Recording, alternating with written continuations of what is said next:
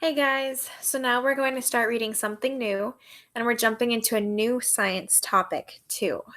Okay, so what we're going to be talking about now while we read The Ugly Duckling, as you can see, is heredity and trait inheritance. Okay, so heredity is talking about what comes or what you inherit, okay, from your parents. Trait inheritance is just saying what types of things you get from them. So think about it. Do you have maybe the same color eyes as your parents? Do you maybe just look the same as your parents? I have a lot of freckles, and I know I get that from my mom. Okay, that is trait inheritance. And some of these things that you inherit are called characteristics. Okay, and a characteristic is a feature or a quality. So you can see here are some examples. So animals can inherit characteristics like scales, feathers, fur, tails, wings, okay? Things like that. And you can see their we have hands. We also can see their habitat is something that is a characteristic about a certain thing, okay? We're also going to talk about traits, which are a single characteristic of a living thing or a distinguishing quality. So something really that stands out about a person or an animal, okay? So you can see that this one has, these are both tails, but the trait is that it's a wide tail or it's a pointed tail, okay? This one is ferocious while this one's friendly. This one's slippery, this one's soft, and so on and so forth. Okay, so it's something that's specific to that animal. Okay. Variations are a change or a difference. So just because you inherit things from your parents, just because animals inherit things from their parents, doesn't mean that they have to look exactly the same. There can be differences or variations in what they look like. So we see in these Dalmatians, they all have spots in different places.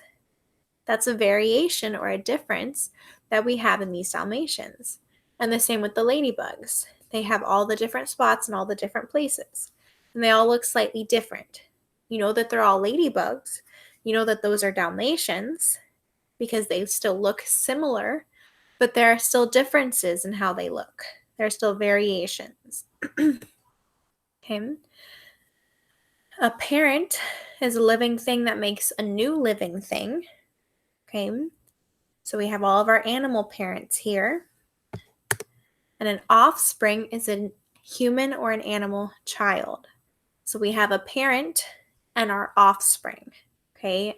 And offsprings are really just the babies or the children. Okay. So today we're going to read about the ugly duckling and think about our trait inheritance as we read. Okay. So here we go. The ugly duckling. Once upon a time, a duck sat on a nest of eggs. Day after day, she sat and sat until the eggs began to crack. Out came 5 little ducklings. They were fluffy and yellow. One egg was left in the nest. Then that egg cracked too. Out popped a big gray duckling. "Who are you?" said the mother duck. "Go away, go away. You're ugly," chirped the 5 yellow ducklings. So, I know we just talked about variations, but look at this duckling compared to the others, okay? These ones are yellow, and he came out gray. Does that seem like as much of a variation or a difference that you should expect between parent and offspring? Because they don't really look alike at all, okay? So we see that not only are their colors different in their feathers, but he has a black beak, and these guys, it looks like they have brown beaks. And he has black little feet, and like other ducklings have brown feet. And they have stripes, and he doesn't.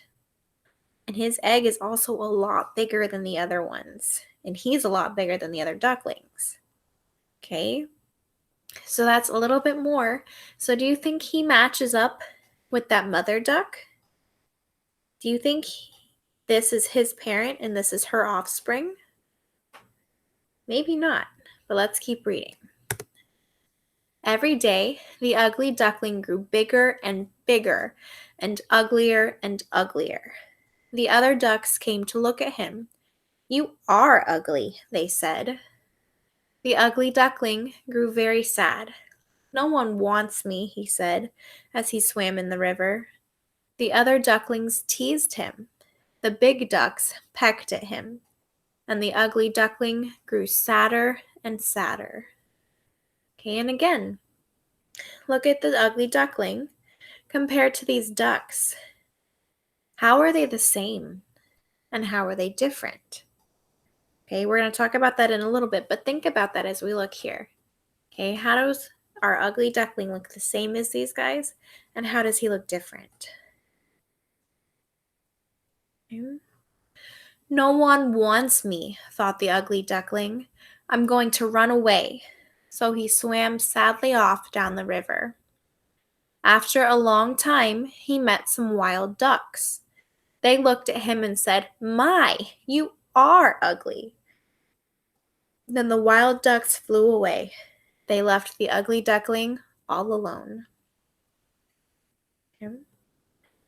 Each day the winds grew colder. The leaves fell off the trees, and then it started to snow. The poor ugly duckling swam alone in the river. Then the river turned to ice. It was winter. The duckling hid among the reeds. He was cold and hungry, and he was all alone. Okay. So we're going to pick up there when we start back next time, okay? But for now, how could the mother duck tell which ones are her babies and which one hatched from an egg that accidentally rolled into her nest? Let's look back at that. How could she tell which ones were her babies and which one was not? So again, like we were saying earlier, you see that five of these babies look the same, and they have pretty similar colorings that she does. And then one of them is a completely different color and is much bigger than the other ones. So that's probably how she could notice. She looked at the colors and looked to see how many looked the same. Okay. And what is similar about swans and ducks? What is different? So, if we've read The Ugly Duckling before, we know our friend is not a duck, but a swan. So how is our ugly duckling different from these ducks? Okay, we see our feathers are different colors. Our beaks are different colors. Okay, but they're the same because they have feathers, they have beaks, they have wings. They're all swimming here. Okay, so even though there are many differences, there are also a lot of similarities. Okay. And then how does the ugly duckling feel in the story?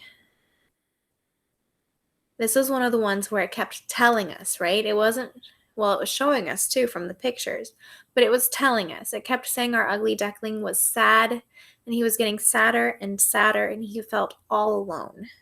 Okay? So what do you predict will happen next? What do you think is going to happen next time we pick up with this book?